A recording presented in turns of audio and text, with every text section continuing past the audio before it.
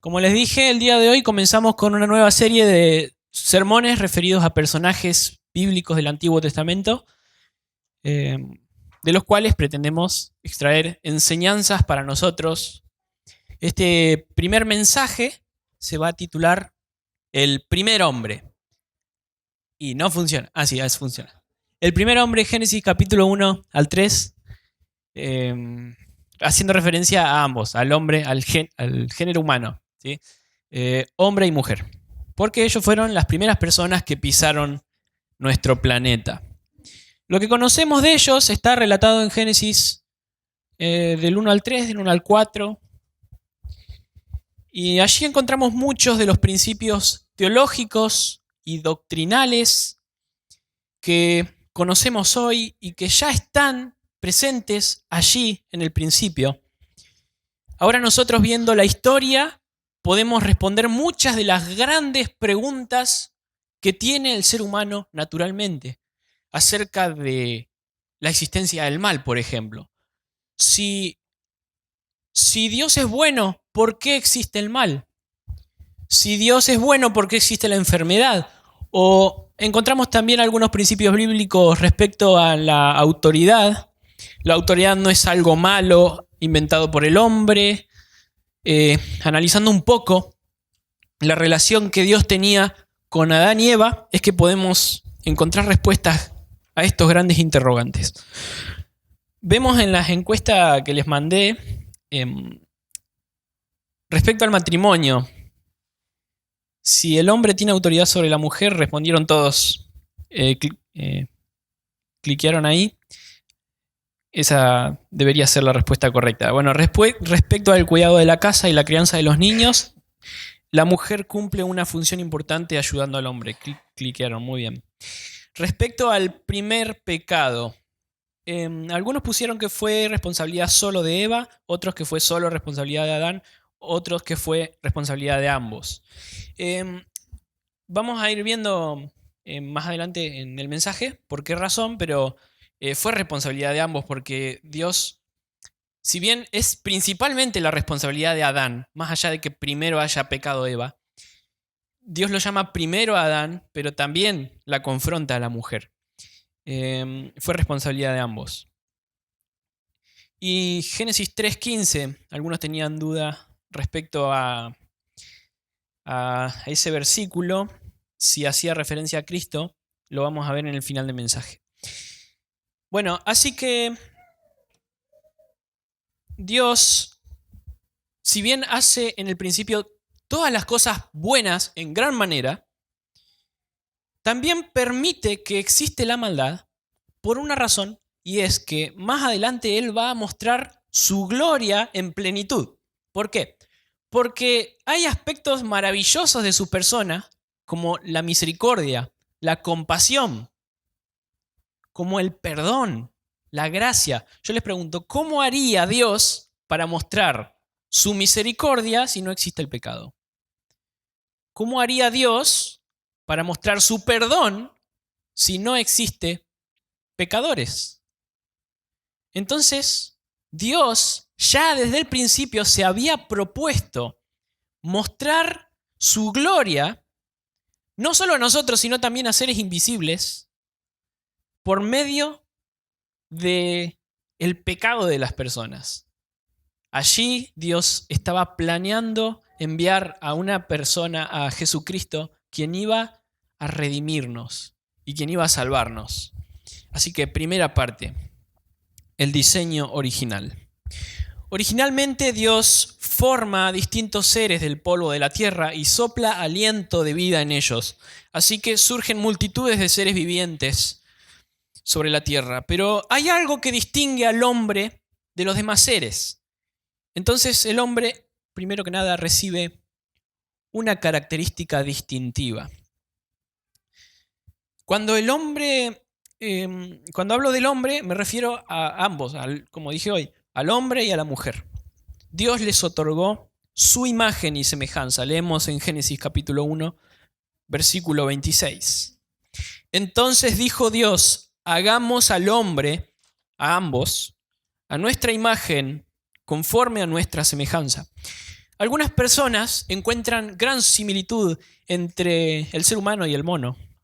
Según la Escritura, hay un abismo entre un hombre y un mono. Los seres humanos somos íconos de Dios, representantes vivientes, representaciones vivientes de su persona. Somos criaturas hechas con una capacidad única de reflejar su gloria aquí en la tierra. Somos como Dios en muchos sentidos. No somos Dios, no somos dioses, pero sí somos como Él en cuanto a algunas cosas. Tal vez no en cuanto a su ser, en cuanto a su poder o en cuanto a toda su gloria. Hay muchos atributos que son incomunicables de parte de Dios. O sea que hay muchas cualidades en Dios que no comparte con el hombre, pero en otros aspectos existen muchas semejanzas entre Dios y nosotros. Al igual que Él, nosotros somos seres inteligentes, algunos más que otros. Al igual que Él, pensamos, somos morales, tenemos principios, valores que respetamos. Tenemos un sentido natural de justicia, así que también cuando vemos algo que nos parece injusto, ¿qué pasa? Sentimos ira, enojo. Tenemos mente, corazón, voluntad, somos aptos para gobernar, somos el fiel reflejo de nuestro Dios. Él dejó su marca en nosotros. Así es que cuando Dios forma al hombre del polvo de la tierra, le concede una maravillosa característica distintiva, le da el honor de portar su imagen y semejanza. No solo le dio una característica distintiva, también le dio un propósito. Continúa diciendo el verso. ¿En cuál estábamos? ¿En el 26? Y señoree en los peces del mar, en las aves de los cielos, en las bestias y en toda la tierra y en todo animal que se arrastra sobre la tierra. El propósito del hombre fue señorear, gobernar. Pero ¿qué entendemos por gobernar? Si hiciéramos ahora una lluvia de ideas, no la vamos a hacer porque no nos va a alcanzar el tiempo. Pero tal vez diríamos que es lo que el hombre hace cuando gobierna es ejercer poder, dominio, fuerza, control para su propio bienestar. ¿Y de qué forma lo hace? De forma tiránica, arbitraria. Explota todo aquello que toca para su propio provecho, para beneficio personal. Invade el espacio ajeno. Explota todo aquello que toca. Destroza la naturaleza. Adoctrina muchas veces a una población ingenua en base a sus propias ideas. Idiotiza al pueblo con el fin de manipularlo. Ejerce violencia. Promueve falsedad. En el ámbito familiar, el hombre abusa de su autoridad, de su fuerza, de su ingenio muchas veces para humillar a su pareja. Así es como el hombre gobierna. Bueno, este no es un concepto bíblico de gobierno. Ese es el concepto humano, lo que encontramos en el mundo. Pero ¿de qué forma el hombre y la mujer debieran gobernar sobre la creación? Como Dios gobierna. Con justicia y verdad y amor. Procurando el bien, el cuidado del medio ambiente y las criaturas que lo habitan. Verso 28. Y los bendijo Dios y les dijo a ambos, hombre y mujer, fructificad y multiplicaos, llenad la tierra y sojuzgadla y señoread. Un encargo que es para ambos. En los peces del mar, en las aves de los cielos y en todas las bestias que se mueven sobre la tierra. Como representantes suyos, Dios les encarga entonces que gobiernen sobre su creación. Entender el concepto bíblico de gobierno aquí será de vital importancia para entender lo que es gobernar en otros aspectos, en otros pasajes de la Biblia, como por ejemplo, Timoteo capítulo 5, dice en la iglesia, los ancianos que gobiernan bien sean tenidos por dignos de doble honor, mayormente los que trabajan en predicar y enseñar. Ahí tenés un significado de gobierno en la Biblia. Los que trabajar en predicar y enseñar. Eso en la Biblia es gobernar. Mientras que, por otro lado, vemos que en el mundo no tiene mucho que ver con trabajar, gobernar. Respecto a la familia, en el capítulo 3 de Primera de Timoteo, el mismo libro, dice, los obispos tienen que gobernar bien su casa y tener a sus hijos en sujeción. Pues el que no sabe gobernar su propia casa, ¿cómo cuidará de la iglesia de Dios? Ahí, ¿viste? Gobernar es cuidar. La palabra gobernar, señorear, aparece también en el primer capítulo de Génesis, una y otra vez. Dice que hizo Dios a la lumbrera mayor para señorear de día. Hizo a la lumbrera menor para señorear de noche. Yo le pregunto, ¿qué es lo que hace el sol cuando señorea? El sol está proveyendo el calor y el cuidado que la creación necesita. Proporciona la luz y el calor a la creación. Entonces gobernar como Dios gobierna, no engañando al prójimo, no amenazando al prójimo, no manipulando con el miedo o el daño para que los demás hagan cosas en contra de la voluntad de uno, sino como Dios gobierna, amando, cuidando, buscando el bien de los demás, no forzando, sino tratando tierna y dulcemente la voluntad de la otra persona. Continuamos. Les dio una característica, les dio un propósito y les dio una responsabilidad. Versículo 28. Sojuzgad la tierra. Puede significar nuevamente gobierno, pero ahora en este sentido. Génesis 2, 15. Tomó pues Jehová Dios al hombre y lo puso en el huerto del Edén para que lo labrara y lo guardase. Ahí tenés. Trabajar y cuidar. Aquí es necesario aclarar algo. Ambos tienen la responsabilidad de Dios, de parte de Dios, de labrar y cuidar el huerto. Pero, principalmente, el hombre es quien trabaja y cuida antes de que llegue la mujer. Pablo enseña en 1 Timoteo capítulo 2 que como Adán fue formado primero, tiene mayor responsabilidad que la mujer o mayor autoridad que la mujer. Y la mujer no tiene autoridad sobre el hombre, porque Adán fue formado primero. En el capítulo 2, versículo 18, aparece por primera vez algo que no es bueno. Dice, y dijo Dios, no es bueno que el hombre esté solo. Le haré ayuda idónea para él. Versículo 21 y 22 dice, entonces Jehová Dios hizo caer en sueño profundo a Adán, y mientras éste dormía tomó una de sus costillas y cerró la carne en su lugar, y de la costilla que Jehová Dios tomó al del hombre, hizo una mujer y la trajo al hombre. La mujer, por lo tanto, es la ayuda idónea para él. Aquí encontramos un par de principios bíblicos que son bien importantes. El primero es que si bien ambos tienen la misma dignidad delante de Dios, la responsabilidad principal de trabajar, de cuidar todo lo que pasa en la familia, el trabajo, el matrimonio, la iglesia, la economía, los hijos, cae principalmente sobre el hombre por haber sido formado primero. Por otro lado, la responsabilidad de ayudar al hombre en todo, en la familia, en el trabajo, en el matrimonio, en la iglesia, en la economía, en la crianza de los hijos, cae sobre la mujer por ser su ayuda idónea.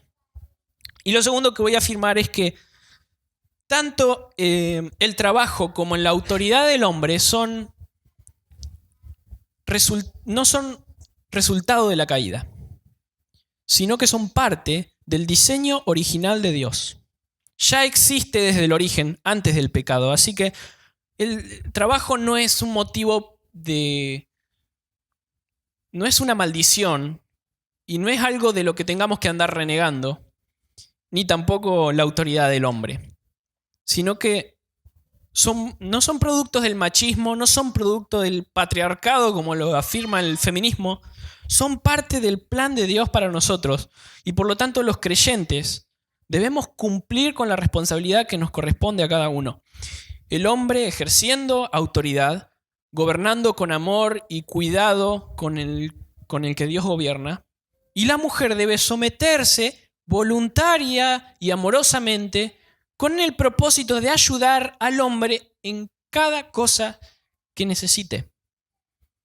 Ese es el plan de Dios para tu vida. Pero acá hago un breve comentario más. Entre paréntesis, también lo voy a decir. Yo no sé si hace falta porque creo que quedó claro en la encuesta. La mujer no es un electrodoméstico, ni es una guardería, ni es una sirvienta. Escuchá el encargo de Dios para el obispo. En 1 Timoteo capítulo 3 ya se los había mencionado. Para los que anhelan el obispado, dice. El obispo debe ser irreprensible. Dice que gobierne bien su casa, con el concepto bíblico de gobernar, ¿ok? Que gobierne bien su casa. Que tenga sus hijos en sujeción. Entonces, el cuidado de la casa y la crianza de los niños no es una tarea exclusiva de la mujer, sino más bien que es una ayuda que la mujer le da al hombre porque tiene unas cualidades hermosas que Dios le dio a ella y tiene que cumplirla, cumple una función muy especial dentro del matrimonio, dentro de una familia, la mujer. Pero el hombre es el principal responsable de la familia, el hombre es el principal responsable de lo que sucede en la casa, en el trabajo, en la iglesia. Y la mujer debe ayudar poniendo a disposición de la familia las hermosas cualidades que ella tiene. Dicen unos comentaristas que Pablo dijo, él iba a escribir Pablo, el que no se sabe ni lavar los calzoncillos, ¿cómo cuidará de la iglesia de Dios? Y alguien le dijo, no, Pablo, no podemos escribir eso. Entonces escribió lo que les leía hoy. No, es una broma. Adán fue puesto en el huerto del Edén antes de que venga la mujer. Y el Edén era el lugar donde él comía, donde él trabajaba, donde él dormía. El Edén era su casa. El hombre tiene que ocuparse de su casa. Y la mujer viene luego a ayudar al hombre. Una más. También recibe el hombre una misión. El hombre y la mujer ambos. Dice el verso 28 del capítulo 1, fructificad y multiplicaos, llenad la tierra. Ellos tenían la misión de llenar la tierra formando una gran población. Debían expandirse por doquier, llevando así el gobierno de Dios a cada lugar de nuestro planeta. Eso es lo que el hombre tenía que hacer, gobernar toda la tierra. Ese fue el diseño original. El hombre tuvo una característica, tuvo un propósito, tuvo una responsabilidad y una misión. Pero, como dijo un presidente famoso, veníamos bien, pero pasaron cosas. El diseño original sufrió una ruptura fatal. Se quebró la relación de Dios con el hombre. Segunda parte, la ruptura fatal. El diablo, en el cuerpo de una serpiente, engaña a la mujer guiándola hacia el pecado. Así es que la mujer toma del fruto prohibido y lo comparte a su marido. Típico. Bueno, veamos la caída. Génesis capítulo 3, del 1 al 4. Veamos que Eva fue engañada, ¿no? En el texto yo encuentro al menos tres o cuatro razones por las cuales la mujer cae ante el diablo. Y una es que ella o no conocía bien la palabra de Dios, no se la había memorizado. Se la había memorizado, pero más o menos. Segundo, no confió en el mandato de Dios. Si no la conoces, menos vas a confiar en ella. Tercero, Adán no se aseguró de que la mujer lo haga, ni tampoco él lo hizo. Así que, por eso digo, fue responsabilidad de ambos. Veamos en Génesis 3, del 1 al 4, de qué manera el diablo actúa para engañarnos, para hacernos caer. Primero, intenta que pongamos en duda la palabra de Dios. Dice el verso 1. Pero la serpiente era más astuta, más que todos los animales del campo que Jehová Dios había hecho, la cual dijo a la mujer: ¿con qué Dios os ha dicho? En la Nueva Traducción Viviente. ¿De veras Dios les dijo? En la NBI. ¿Es verdad que Dios les dijo? Anotá el primer paso que el diablo da para hacerte pecar. Hacer que dudes de la palabra de Dios. Que dudes de que la palabra de Dios es eficaz y es verdad. Segundo, intenta torcerla. Con que Dios os ha dicho: no comáis de todo árbol del huerto. Dios no había dicho eso. Dios no había dicho: no comáis de todo. Él les dijo: de todo árbol del huerto podéis comer. Pero claro, el diablo tuerce lo que dice la palabra. Le da otro significado, te muestra a un Dios que no te deja disfrutar de la vida. Tercero, intenta agregarle a la palabra de Dios. Esto es algo que hace la mujer sin querer. Y la mujer respondió a la serpiente: del fruto de los árboles del huerto podéis comer, pero del fruto del árbol que está en medio del huerto, dijo Dios, no comeréis ni le tocaréis, para que no muráis. Dios no había dicho que no lo toquen, Él había dicho que no lo coman. Eso está en Génesis 2:17. Cuarto, contradice plenamente la palabra de Dios. Entonces la serpiente dijo a la mujer: no moriréis, sino que sabe Dios que el día que comáis de él serán abiertos vuestros ojos y seréis como Dios, sabiendo el bien y el mal.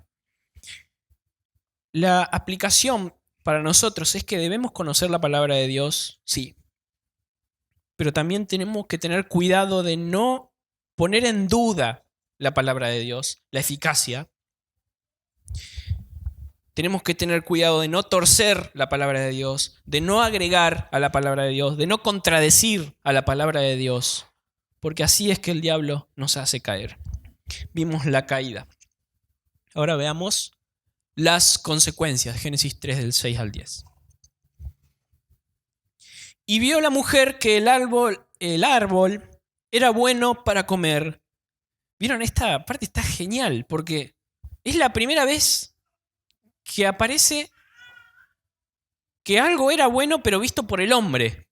Hasta ahí era todo bueno visto por Dios, pero ahora dice que la mujer vio que era bueno el árbol para comer y que era agradable a los ojos y árbol codiciable para alcanzar la sabiduría, y tomó de su fruto y comió, y también dio a su marido, el cual comió así como ella. Entonces fueron abiertos los ojos de ambos y conocieron que estaban desnudos. Entonces cosieron hojas de higuera y se hicieron delantales y oyeron la voz de Jehová.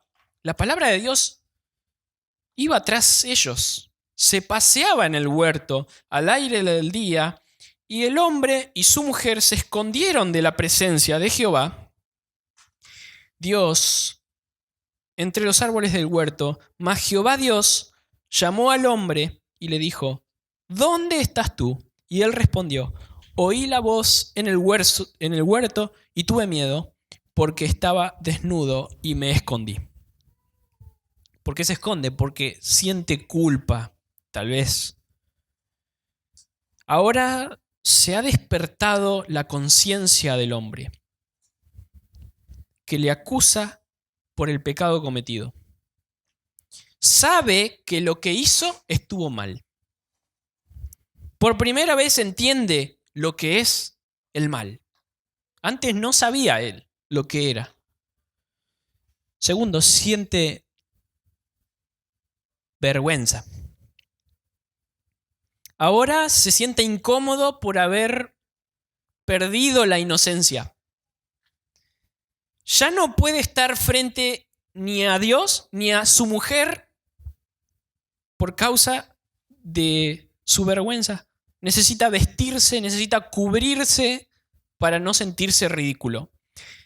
Tercero, siente temor. Ya siente que no puede hablar con Dios, se esconde de Él. No sabe cómo Dios irá a reaccionar después de lo que Él hizo. También siente una distancia. El pecado le separó de Dios. Antes tenía una relación íntima con Él, ahora vino una ruptura fatal. Se separó de Dios. Ya no siente la cercanía calurosa del amor de Dios. Aunque aún Dios le sigue amando, le sigue buscando, ahora Él lo ve como un Dios distante. Una más. En cuanto a la maldición de Dios, por un lado sufrimos muerte corporal progresiva. Dios no aniquiló instantáneamente al hombre, sino que su cuerpo ahora envejece lentamente hasta la muerte. Y esto es un acto misericordioso de parte de Dios. ¿Por qué? Porque nos da tiempo a que el ser humano se arrepienta de lo que hizo. Pero también sufre la muerte espiritual instantánea. Hay diferentes posturas respecto a esto. Yo creo que lo que causa el pecado original en la raza humana, creo que la postura que nosotros adherimos es que el pecado original del ser humano produjo la muerte espiritual de todas las personas. Así que ahora nacemos muertos en delitos y pecados.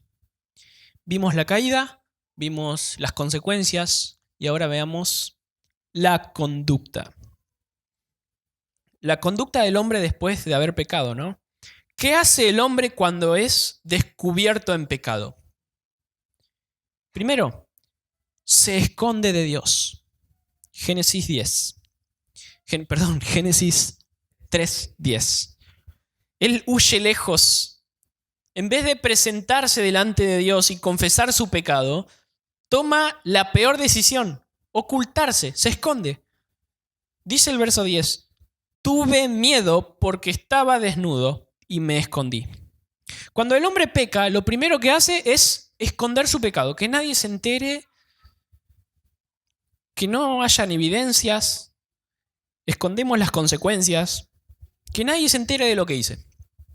Está claro, no estamos orgullosos de lo que hicimos, sino que permitimos... lo anoté mal. No permitimos que esas cosas que hicimos salgan a la luz. Segundo, ¿qué hace el hombre? Busca arreglarlo por su propia cuenta. En el verso 7 lo vemos. Cosieron hojas de higuera y se hicieron delantales. No es la forma correcta de arreglar el pecado cometido. No es la forma que Dios dijo que el hombre debía llevar adelante. En el verso 27 dice que Dios les hizo túnicas de pieles y los vistió. Aquí hubo seguramente un derramamiento de sangre animal, tal vez un cordero que sirvió de sustituto para ellos. Dios castigó al cordero y vistió con esas pieles al hombre. Las hojas de higuera no eran la forma correcta de cubrir el pecado. Y tercero, ¿qué hace el hombre? Acusa a Dios, acusa a la mujer, acusa al diablo. Nunca se hace responsable de lo que hizo. ¿Qué versículo es? Del 11 al 13. Y Dios le dijo, ¿quién te enseñó que estabas desnudo? ¿Has comido del árbol del que yo te mandé no comiese? Y el hombre respondió, la mujer que me diste. Por eso digo que acusa a Dios, porque es la mujer que vos me diste. Porque es culpa tuya. La mujer que me diste por compañera me dio del árbol y yo comí. Entonces Jehová Dios dijo a la mujer, ¿qué es lo que has hecho? Y la mujer dijo, la serpiente me engañó y comí. Culpa al diablo, no se hace responsable en absoluto. No cree que lo que haya pasado sea culpa de él. Si bien siente culpa, no se cree culpable, más bien cree que su pecado es el resultado de la influencia externa. El comportamiento de Adán y Eva frente al pecado puede representar fielmente nuestra manera de actuar cuando cometemos los mismos errores. Así que una aplicación para nosotros. Muchas veces caemos en pecado porque el diablo logró engañarnos. ¿Cómo podemos hacer frente al diablo? Bueno, ya sabemos, orando y conociendo la palabra de Dios. Pero aún así, debemos tener cuidado de no poner en duda la palabra de Dios, de no torcer la palabra de Dios, de no agregarle a la palabra de Dios, de no contradecir la palabra de Dios. Y si aún así el diablo logra engañarnos y hacernos pecar, ¿qué pasa luego? Bueno, como consecuencia sentimos la culpa, sentimos la vergüenza, temor, miedo de acercarnos a Dios, sentimos una distancia con Dios, al punto de que muchas veces no podemos orar porque creemos que Dios está lejos. No solo de parte de Dios sentimos la distancia, sino también de parte de nuestros hermanos en la fe. ¿Y qué hacemos entonces? Bueno, para que Dios vaya restaurando el diseño original en nosotros, no debemos escondernos delante de Dios, quien por cierto viene ya detrás de nosotros. Salgamos delante de Él al encuentro de su palabra, pero no tapado en hojas de higuera, vestidos de religión, de cosas que hacemos para tapar nuestra vergüenza, sino que salgamos desnudos delante de Él, sin ocultar nuestra vergüenza, dejando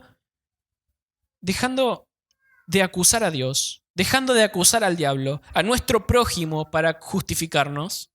Por el contrario, haciéndonos responsables de nuestro error, sabiendo que hubo un cordero que murió por nosotros. Tercera parte, la esperanza que nace. En esta última parte veremos cómo Cristo aparece en esta historia para restaurar lo que se había perdido. Pese al terrible error del hombre en desobedecer a Dios, vemos en esta historia que Dios ya estaba llevando adelante su plan. Un plan de redención que más tarde salvaría a los seres humanos de la muerte, de la condenación eterna. Primero, veamos el triunfo de Cristo anunciado en Génesis 3, del 14 al 15. Y Jehová dijo a la serpiente: por cuanto esto hiciste, maldita serás entre todas las bestias y entre todos los seres del campo, todos los animales del campo. Sobre tu pecho andarás y polvo comerás todos los días de tu vida, y pondré enemistad entre ti y la mujer, y entre tu simiente y la simiente suya. Esta te herirá en la cabeza, y tú le herirás en el calcañar. Es aquí donde nace la esperanza. La esperanza que apunta a un descendiente de Eva. ¿Saben? La simiente es como decir la semilla y tiene la misma raíz, se usa para referirse al término de la semilla que esparce un determinado fruto, una determinada planta para reproducirse. Esa misma raíz se utiliza para hacer referencia a la descendencia de una persona. ¿Okay? La simiente de una persona se está refiriendo a una persona que iba a ser descendiente de Eva. Por eso dice, entre tu simiente y la simiente suya. Esta te herirá en la cabeza. O sea, una persona descendiente de Eva iba a herir en la cabeza a la serpiente. ¿Qué sería herir en la cabeza? Significa una herida mortal. Comparado con lo otro que dice, tú le herirás en el calcañar. El calcañar sería el talón. Una herida pequeña comparado con la herida en la cabeza. La esperanza apunta a un descendiente de Eva que triunfaría sobre Satanás. Hablando de Jesús, dice que él le herirá en la cabeza. Herida mortal para la serpiente, comparado con la herida del calcañar, que sería una herida en el talón, como lo había dicho, haciendo referencia a los padecimientos de Cristo. En segundo lugar, vemos también el sacrificio siendo anticipado. Génesis 3:21. Ya lo habíamos anticipado, ahora lo leemos. Génesis 3:21. Y Jehová Dios hizo al hombre y a su mujer túnicas de pieles y los vistió. Esta es la primera muerte que vemos en la Biblia. Dios mató un animal, posiblemente un cordero, delante de sus ojos, derramando su sangre, representando así la forma en que Jesús iba a morir. El cordero inocente de Dios iba a morir por el pecado de la humanidad. En tercer lugar, veamos el matrimonio como figura de Cristo, el matrimonio de Adán y Eva. Génesis 2, del 21 al 22. Entonces Jehová Dios hizo caer sueño profundo sobre Adán, y mientras éste dormía, tomó una de sus costillas y cerró la carne en su lugar. Y de la costilla que Dios tomó del hombre, hizo una mujer y la trajo al hombre. El sueño de Adán va a representar el reposo de Jesús en la tumba, la muerte de Jesús. Y así es que Dios trae de esta manera a Eva, la trae a Adán, hiriendo a Adán en su costado. Así también Dios hirió a Jesús en su costado, reposó sobre él en la tumba, para presentarle a su novia, que ¿quién es? La iglesia. Para ir cerrando este sermón, quisiera leerles Romanos capítulo 5, versículo 17 en la Nueva Traducción Viviente.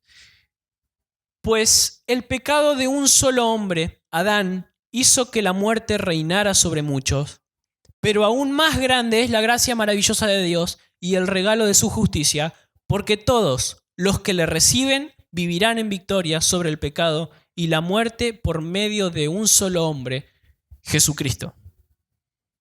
Si ponemos nuestra fe en Cristo Jesús, Dios promete restaurar el diseño original que se había roto. Una breve conclusión. No recuerdo quién cierra. Tato, anda preparándote. Por medio de Cristo, Dios irá restaurando su diseño original en nosotros, en cada aspecto de nuestra vida. El diseño de un hombre que es un fiel representante de Dios en la tierra. Un reflejo de su gloria. En el trabajo, en la familia, en la iglesia. Hombres y mujeres conforme al diseño original. Pero para ello debemos luchar contra el enemigo que intentará engañarnos, poniendo en duda la palabra de Dios, agregando, torciendo, contradiciendo. Y cada vez que caigamos, salgamos al encuentro de la palabra de Dios, como debiera ser Adán y Eva, debieron haberlo hecho, confiando en Jesucristo, quien murió por nosotros para restaurar en nosotros al primer hombre.